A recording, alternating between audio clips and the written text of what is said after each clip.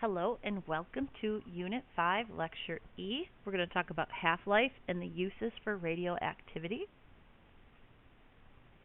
Half-life you've talked about in earth science, and it is exactly what it sounds like.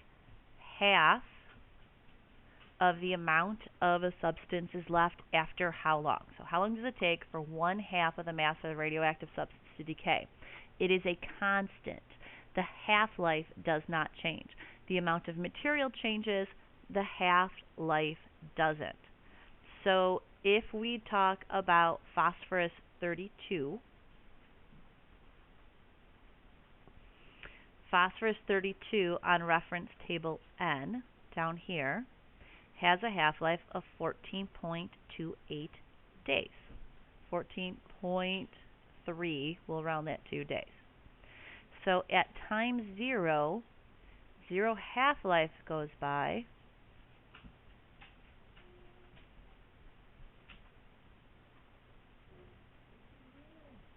and I have 100 grams of phosphorus and no sulfur 32.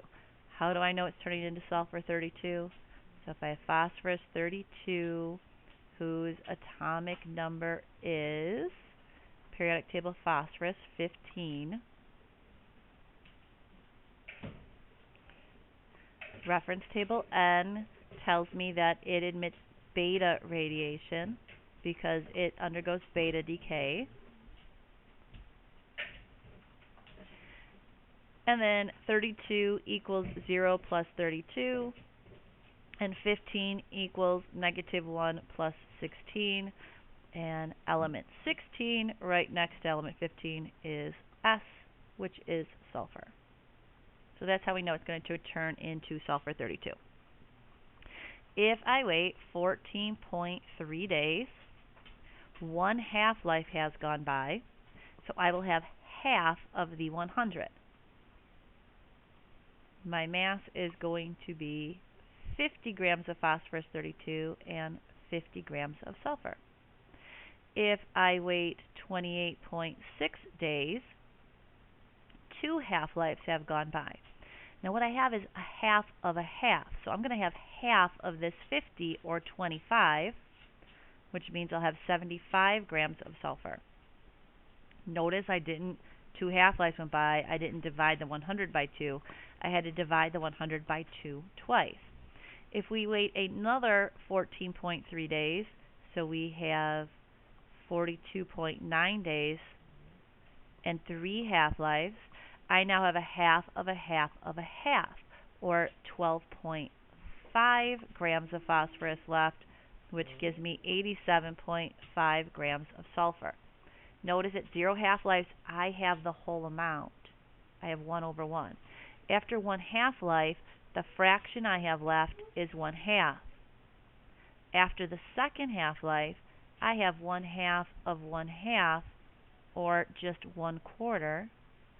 After the third half-life, I have 1/2 of 1/2 of 1/2, or 1/8 of my original sample. So you have to be careful with the half-life that you are dividing by half each time. The half-life is a constant. The half-life itself does not change. The amount of material changes for each half-life. And we always have statistically 1/2 of the isotopes left. It doesn't guarantee you that if you have 2 atoms, one of them will decay and the other one won't. It is a random chance. It's kind of like shaking a whole bunch of pennies and seeing which ones land on heads and which ones land on tails. So you randomly weight. This is the average amount of time it takes for the particles to spit out their radioactive particle and turn into the other thing. The easiest way to talk about half-life is to actually show you some examples. So I'm going to look at some Regents questions, and while we're doing them, we'll also talk about some of the uses for radioactivity. They like to give you paragraphs and information and then ask you multiple questions about them. So one of the final exam questions had to do with Marie Curie and radium. It says, a glow in the dark and scientific peril. The Curies, Marie and Pierre, set out to study radioactivity in 1898. Their first accomplishment was to show that radioactivity was a property of atoms themselves. Scientifically, that was the most important of their findings because it helped other researchers refine their understanding of atomic structure. More famous was their discovery of polonium and radium.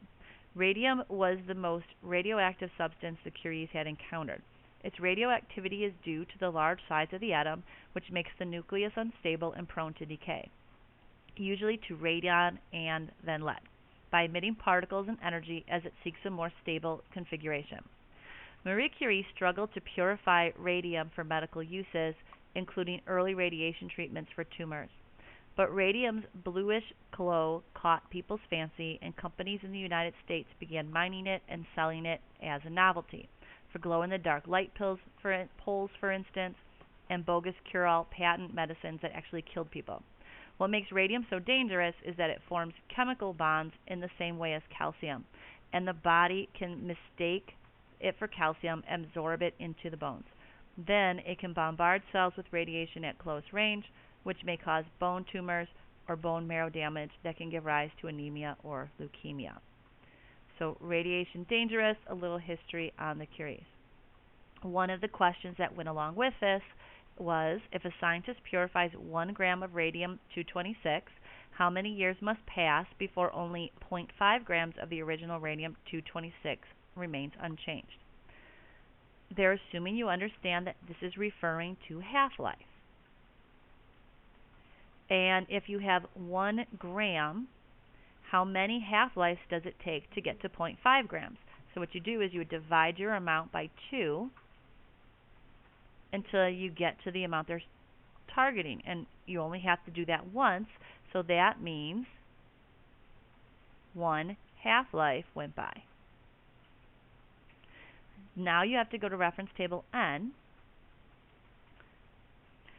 Here's radium-226, and then you look at his half-life. So for each half-life, it's 1,599 years. So your answer would just be 1,599, and the state already told you it was in years.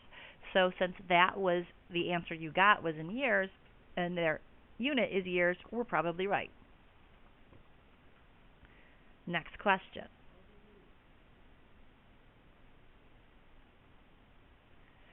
Base your answer to the question on the information, the reference table for physical setting chemistry, and your knowledge of chemistry.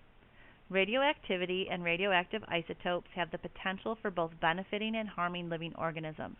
One use of radioactive isotopes is in radiation therapy as a treatment for cancer. Cesium-137 is sometimes used in radiation therapy. A sample of cesium-137 was left in an abandoned clinic in Brazil in 1987. Cesium-137 gives off a blue glow because of its radioactivity. The people who discovered the sample were attracted by the blue glow and had no idea of any danger. Hundreds of people were treated for overexposure to radiation, and 4 people died.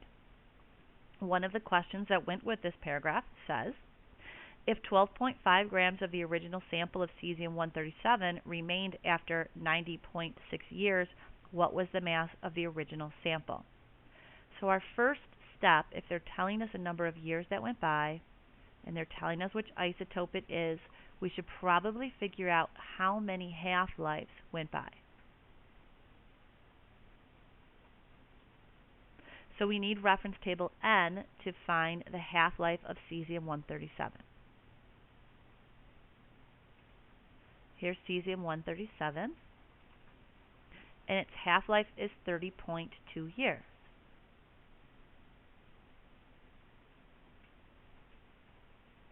So 30.2 years per half-life.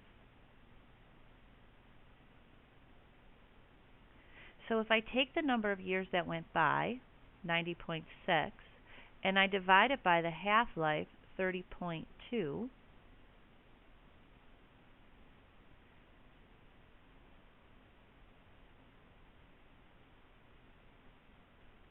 we see that 3 half-lives went by. So how many half-lives went by? 3. That's not our answer yet, because that's how many half-lives went by. They want to know how many grams there were in the original. So 12.5 grams remain. That's how much are left. So we're working backwards. Instead of dividing by 2, we need to multiply by 2 3 times.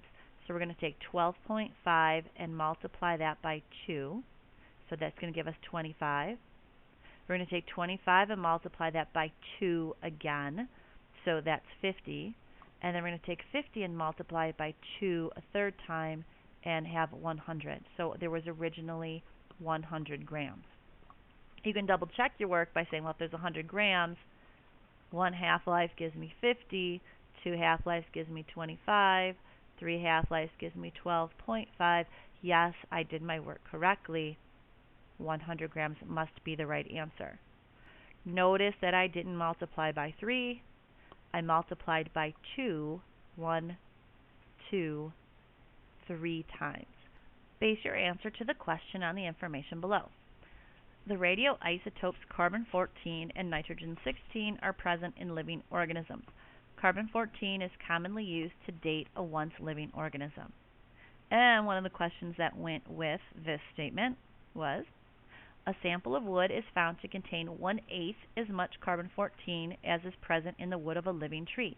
What is the approximate age in years of the sample of this wood? So what we have to ask ourselves is how many half-lives go by for us to get to 1/8. So after the first half-life, you would have 1/2 of the sample. After the second half-life, you would have 1/4 or 1/2 of 1/2. After the third half-life, you would have 1/8 or 1/2 of 1/2 of 1/2. So 3 half-lives must have gone by in order to get to 1/8. Now all I need to know is the half-life of carbon-14, and that's on reference table N. So I go to reference table N, and carbon-14 is near the top. Its half-life is 5,715 years. 5,715 years. And that's years per half-life. So of course the half-lives cancel, and 3 times 5,715 gives me approximately 17,145 years.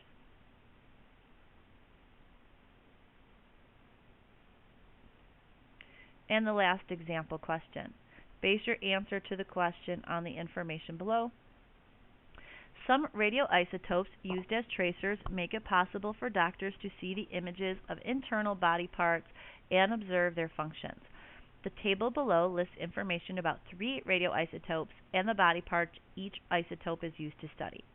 So sodium-24 for the circulatory system, iron-59 for red blood cells, and iodine-131 for thyroid. And the question that went with this data said, it could take up to 60 hours for a radioisotope to be delivered to the hospital from a laboratory where it is produced.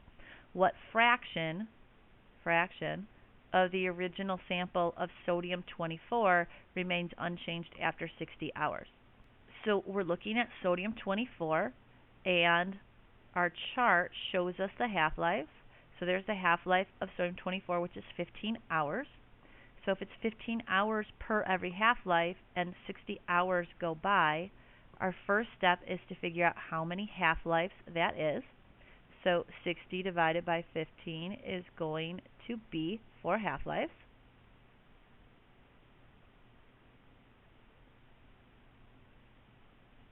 And now they want to know the fraction that's left. So after the first half-life, you have 1/2. After the second half-life, you have 1/2 of 1/2 or 1/4. After the third half-life, you have 1/2 of 1/2 of 1/2 or 1/8. And after the fourth half-life, you have 1/2 of 1/2 of 1/2 of 1/2 or 1/16. And so this is one of the few times you get to write a fraction in chemistry, 1/16 of your sample would be left after 60 hours. Back to our lecture notes, and we'll briefly talk about the uses of radioisotopes, and then we'll wrap it up for this unit. One of those practice questions mentioned tracers. Tracers are when scientists use a radioactive version of a normally stable element to be able to follow the pathway, either through a body or through a chemical pathway. So this is one of the ways they figured out all of the steps of photosynthesis, that carbon dioxide and water making glucose and oxygen is the net reaction. All of the steps in the middle, which are more complicated, were figured out by putting plants into an environment that had radioactive carbon dioxide, so carbon-14, carbon dioxide, and then they would just grind up the plant and look for all of the different chemicals that contain the carbon-14 in between, and then you can use those as pieces for a puzzle to figure out what the steps of the reactions were. They can also use them to trace something through a body by giving you an injection and taking x-rays after certain amounts of time to see how much of it gets to the specific targeted body tissues in that amount of time. We can use radioisotopes for radioactive dating. So we go back and we look and see how much radioactive material is commonly in the area, what's the average amount when something's formed, and then we look at how much is left by the time we get it. So there is a certain average of carbon-14 in the air and the carbon dioxide. Once the plant takes it in, then it is trapped and it starts to decay. So you can figure out when that piece of organic material was formed by a plant. So obviously it's not going to tell you when a bowl was carved, but it will tell you the approximate age that the tree was that the bowl was carved out of. So we can use carbon-14 for organic materials, and we use uranium for rocks and minerals because uranium has a much longer half-life in order to be able to do that. Carbon dating is accurate to within a range of about 100 years, plus or minus, depending on the sample and where it was taken and how much data they have for that area. So it gives an approximate range. It's not going to give anything that's specific to within, a year, but it has become very accurate. In medical uses, they're going to look for isotopes that are short half-lives. That would be the first one because you want it irradiating a body as little as possible. Something that our body eliminates. There's some materials that our body, our kidneys and our liver can process out, that they can extract, that they can break down, they can put into compounds that will excrete. So those would be good things so that your body can get rid of them then, and it doesn't matter how long they're radioactive. If you're going to eliminate from your body within 24 hours, it's no longer in your body. You don't want something that your body takes up and is going to keep inside of it forever. Those are things that we say bioaccumulate, things that just stay within your tissues. We don't want those things because then they're going to stay in your body and be radioactive basically forever.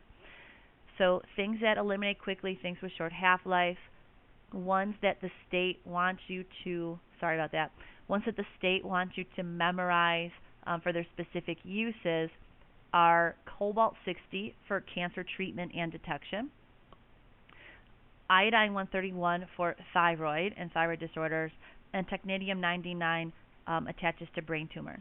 There are other radioactive isotopes that they use for medical diagnosis and treatment. Those are just a few of the specific ones that you should know their specific uses for. We use radiation for all kinds of things, from treating cancer to running smoke detectors to printing paper, believe it or not. They use radioactivity to gauge how close together the rollers are to make the paper thinner or thicker. Radiation sterilizes everything from our eye goggles in the goggle cabinet to medical equipment. European countries will use radiation to sterilize food. We don't do that here. So there are lots of good uses for it. Obviously, there are dangers to being exposed to the radiation yourself. There's always some background radiation. There are things that we surround ourselves by every day that give off different amounts of radiation. The higher you are in the atmosphere, the more radiation there is. So pilots and flight attendants are exposed to more radiation throughout the year than the average person is. People who are business people and are frequent flyers pick up more radiation than others. So we constantly have this background radiation. So whenever it's possible, I would recommend limiting your extra exposure to radiation. We can detect radioactivity by using something called a Geiger counter. It clicks. It makes that weird clicky noise. You might have seen them on nature shows or when you're in earth science and they're looking for uranium in the rocks. And they have it looks like a big square metal box. Mr. T, when he does his unit on radiation, dresses up in his white suit and has his Geiger counter, and it's clicking away. Photographic paper will be exposed by radiation. One of the first people to realize that rocks were giving off subatomic particles was Henri Becquerel, and he was working with these rocks, and he put them in a drawer overnight on top of a box of photographic film. And when he was going to use the film later, they were all exposed already in the areas where the rocks had been sitting. So the material went through the cardboard box and through the black paper that the paper was wrapped up in. So he realized that they were giving off some kind of particles that could get through the paper itself. And that was one of the first discoveries that radioactivity existed. A phosphorescent film will glow when radiation hits it. And that's the one that I talked about Rutherford using around his gold foil experiment. And you should also know how we get the particles to go faster, so particle accelerators with the alternating charge, and I talked about this with artificial transmutation last lecture. Those alternating charges push or pull the particles. So if you have a positive proton, if you put it near a positive charge, it's going to be pushed away. If you put it near a negative charge, it's going to be pulled towards it. So by cycling those charges in a spiral, you can push and pull the particles faster and faster and faster until you get them up to the speeds that we need for radioactive, for nuclear reactions. All right, that wraps up nuclear chemistry. Make sure that you are reading your white book for this chapter, and make sure you know the pros and cons of radiation. You should be able to give some examples of positive uses for it and some of the dangers for it.